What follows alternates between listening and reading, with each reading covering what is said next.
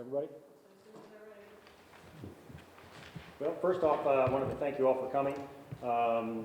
This is a pivotal time in history for us here in Columbiana County, as well as Ohio and the United States, as well as the world. So first, thank you for coming.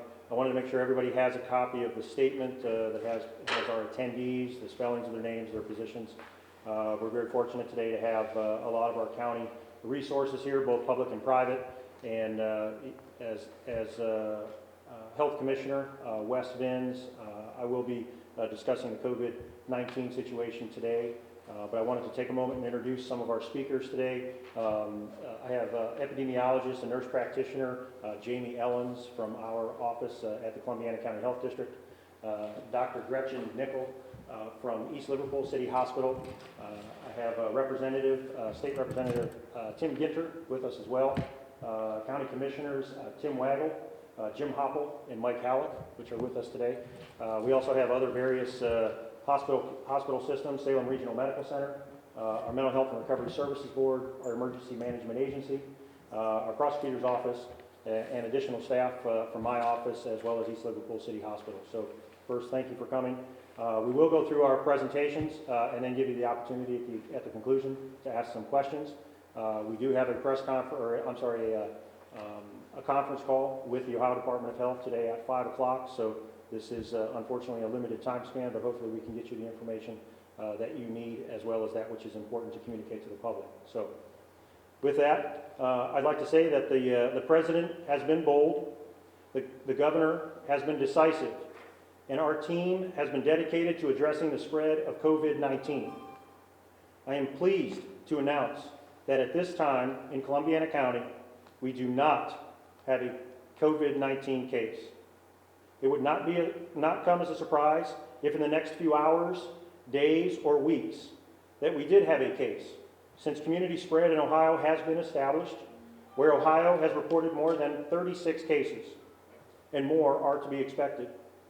A case for us would be significant, not just because it would be our first case, but a case for us will be a friend, a neighbor, and a family member. Significant because in our small, well-connected community, that which affects one family affects us all.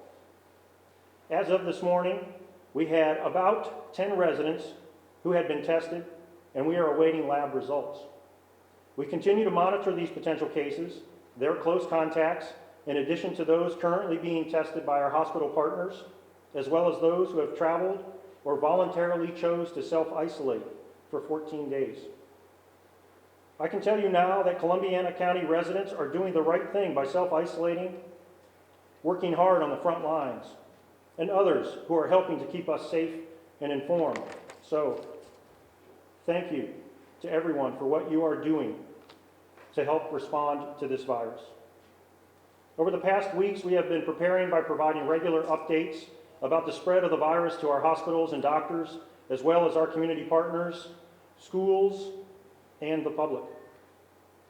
The valuable time provided by the actions of our state and federal leaders has allowed us to refine many of our plans and processes and maintain, sometimes daily, communication with the Ohio Department of Health, the Centers for Disease Control, to ensure that we had the latest and most up-to-date information and protocols.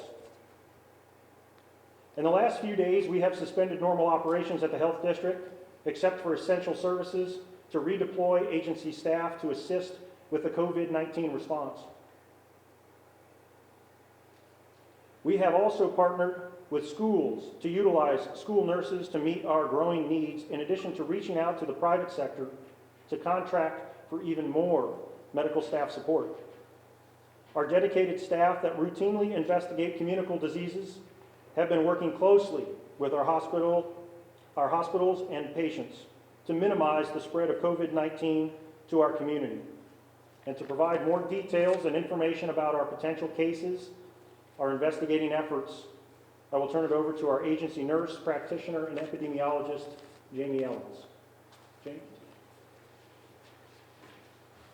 Good afternoon. I would like to let everyone know there are patients being tested in our county. They have been tested over the weekend. They're being tested today. They're from all over our county. There's not one area of the county that's at higher risk than another, one area that we're seeing more cases than another. They're male and female, and they're of all ages. My staff and I have been answering questions from the public and coordinating with our healthcare system to help navigate testing for COVID-19. And I would just like to take a minute to walk you through what it's like to be an epidemiologist or a communicable disease investigator during a pandemic event. While the disease is new, I would like to remind everyone the process is not. It's the same process we go through day in and day out with any communicable disease that we investigate.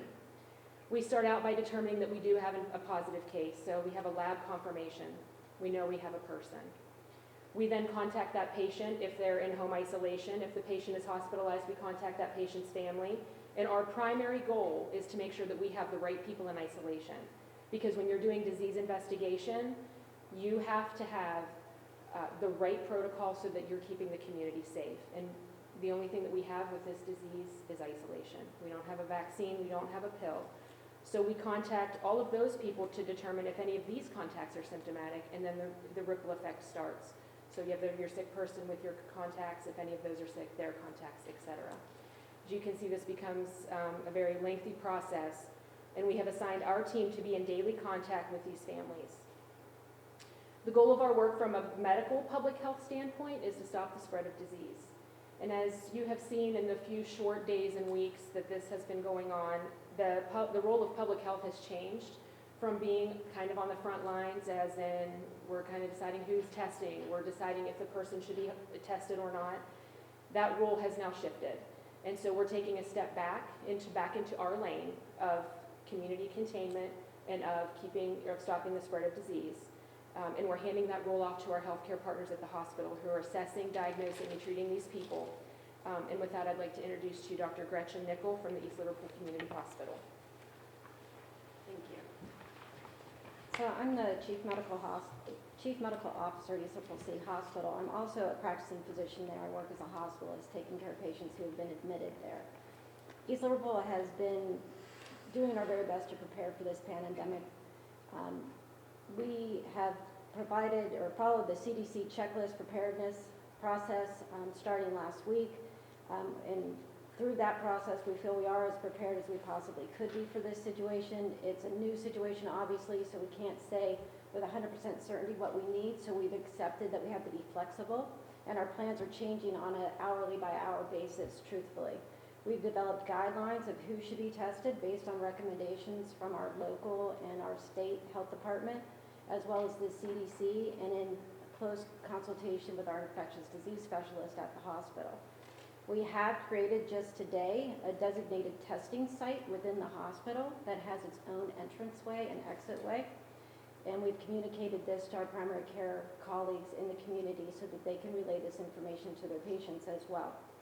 We have also created a separate designated site within our emergency department waiting room for anybody who's experiencing respiratory symptoms, that they can wait there while we triage them if there's any wait for them to be seen. We are not currently testing mild cases. This is recommendations that have been made from the local and state department, as well as our infectious disease specialist. The test site that we have that is open is planning to be open from 9 until 5:30, 7 days a week. We've also instituted a hotline which will be released, which will be answered by a physician, with the goal of that phone being operational 24/7, so that we can help alleviate any concerns that the public might have or answer any questions that they might have. Some other things that we have done to decrease the risk of exposure to our public is that we've changed the entranceway only through the emergency department. Our main entranceway at this point is not accommodating visitations. Visitors will need to be screened, and currently, right now, we've suspended all visitation aside from some extenuating circumstances, such as end-of-life care. We have decided to, for the time being, cancel any elective surgical procedures, and we'll reschedule those at a later time. As far as testing the patients is concerned, we have the manpower right now, and we have all the personal protective equipment that we need. However, our biggest concern is the test kits. We do not have enough of these to provide this service for very long. So this is the one area that we are in need of in order to continue this service. If we're not able to obtain any additional kits, we probably will not be able to provide this service for more than another 5 or 6 days.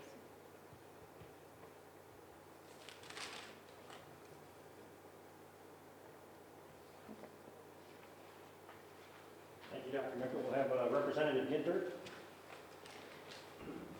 Thank you. Good afternoon.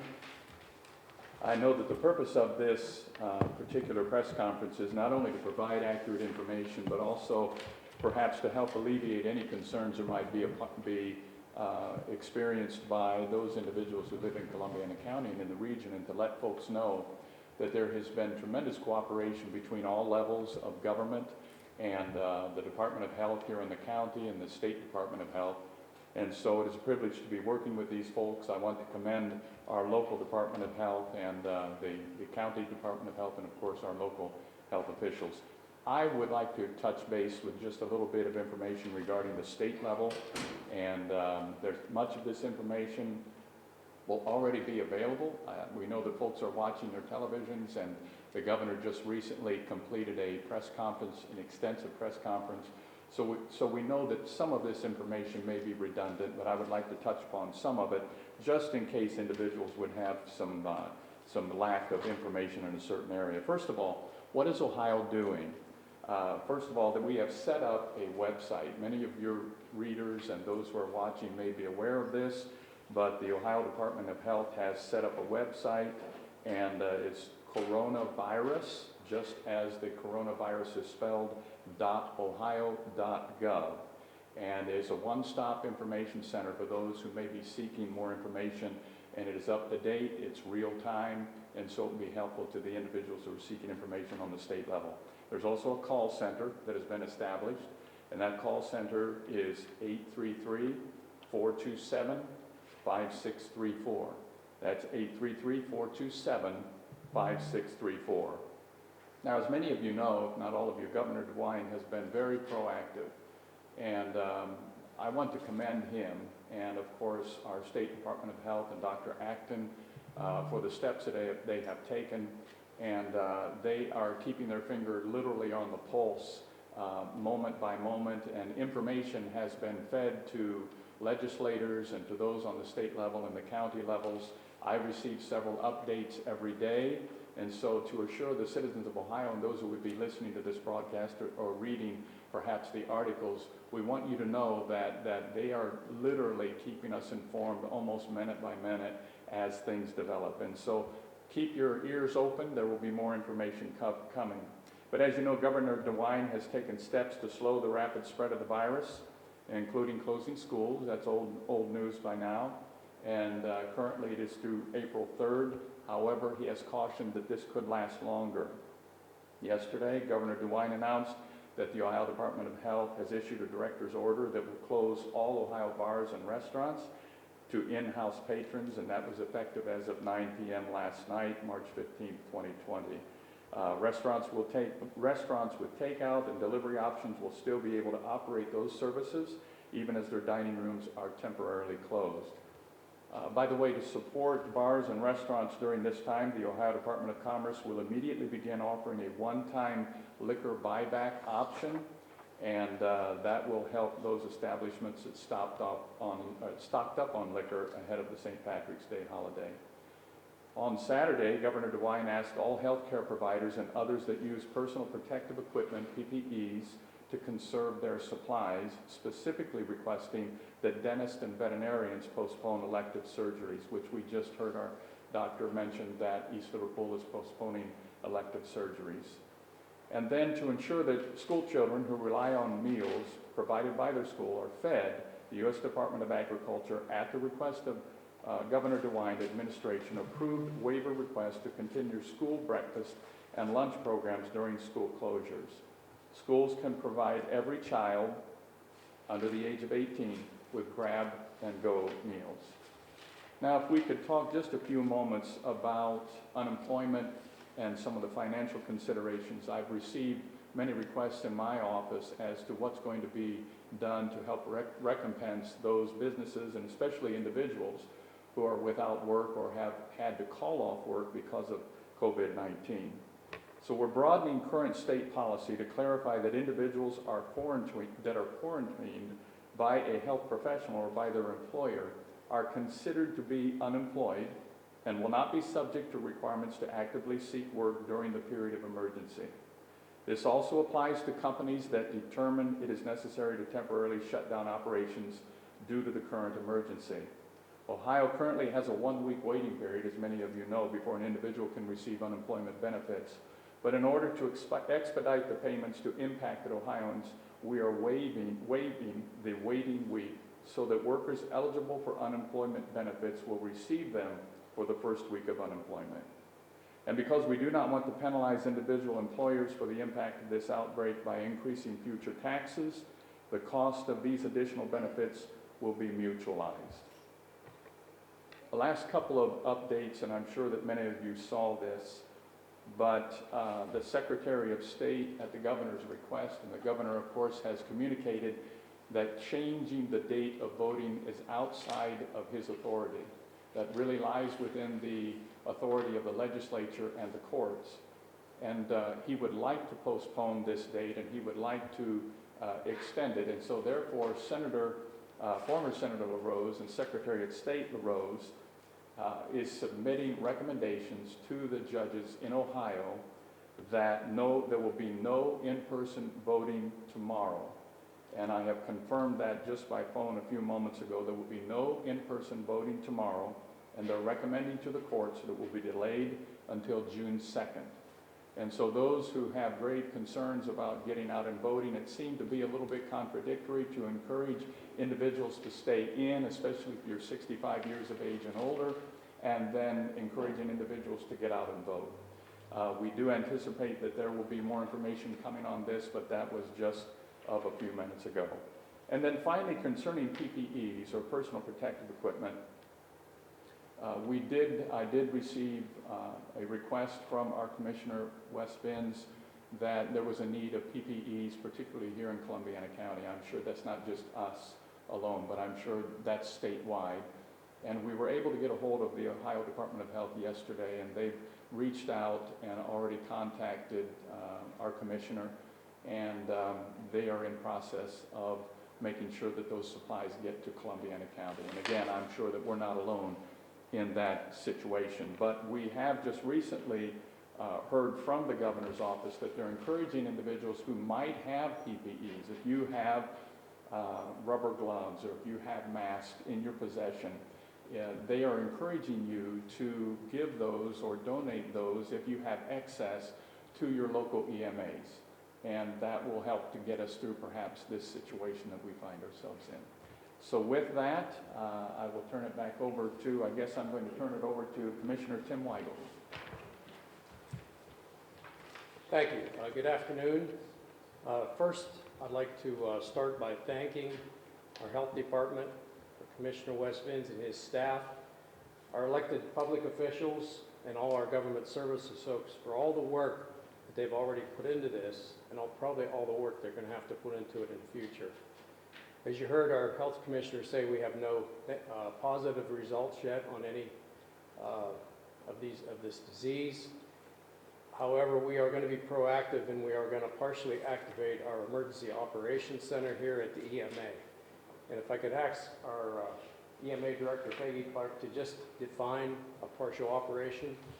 Thank you, Commissioner. So we will be activating the Emergency Operations Center at partial capacities. We will be fully operational, but because of the reason that we're going to be opening the EOC, we want to have limited staffing. Most of the work will be done virtually. So we will be operational, limited staffing in the EOC. The majority of the work will be done virtually. Thank you, Peggy. The commissioners separate a lot of duties throughout the courthouse, so they're all going to talk a little bit about what we've done to be proactive in working with our employees, and I'm also going to ask some of our government services people to speak. So at this time, I'd like to introduce Commissioner Hoppel. Yes. As serious as this problem is, it's made much easier by the people we have to work with. We've got the health department, the governor, the state officials, and the office people in the courthouse makes it much easier to work with. We decided to make a decision Friday to get the total courthouse cleaned and sanitized. Got a hold of a company. They were in there at 7 o'clock on Saturday morning with 8 people. They started at the top, and all the public areas were cleaned, and some of them 2 and 3 times. So they have been, all the areas have been sanitized. They finally left today at noon, and we've had everything sanitized. The restrooms, the public and employee restrooms, the gal could not get there today. She was there before I left to come down here at 3 o'clock. The restrooms are all going to be sanitized every day this week. And getting back to our janitorial and cleaning services, they're going to be back in Wednesday to sanitize everything again, and then back in Friday. And I told him that I'd talk with them on Friday to see how long we were going to continue this. So we've got it under control in the courthouse and got all those areas sanitized to the extent that they can be sanitized. So with that, I'll turn it over to Mr. Hyde. Thank you, Jim. If I could just add one thing, there's a process called electrostatic cleaning. It's used in hospitals, restaurants, and the like. That is going to happen throughout that courthouse. I think it's scheduled March 3rd. End of the month, yeah, March 30th, they're coming in. Yeah. Our cleaning's going to be an ongoing process. I want to thank Commissioner Hopple for that. We obviously get a lot of phone calls. We try to communicate with our fellow office holders as much as possible. Some are busier than others, and we don't always get a chance to talk as we should. But in any case, I can share with you that some of the plans that some of the office holders have and are going to go into place later this week. The judges, and forgive me for reading this, I'll try to do it as quickly as I can without getting into a lot of verbiage. All civil trials scheduled and any associated deadlines are continued for 30 days. All scheduled civil trials are hereby converted to pretrial hearings to be conducted at the date and time scheduled for trial. All pretrials shall be held by telephone between the court and the attorney for the parties. The attorney shall have their clients available by telephone for contact if needed. All parties not represented by attorneys directly at the court shall also be available to participate in pretrial hearings by telephone. Telephone pretrials will be initiated by the court. The court will continue to hear emergency and guardianship establishment hearings as well as civil commitment proceedings under RC 5122. Case-by-case exceptions to the continuances provided in this order may be ordered by the court in consultation with counsel. The order does not affect the court's consideration of civil matters that can be resolved upon motion without oral argument. All other non-essential services of the court, including but not limited to marriage license, shall not be processed by the court. This, of course, will be the probate court to further order the court. All appearances before the court shall be limited and conducted to the extent possible in a manner that avoids unnecessary public contact. Rather extensive, but that is the Common Pleas Division. Clerk DeTilio, I see his Chief Deputy Shane Patron is with us. They will operate business as usual until further notice. There are 3 offices in county government that are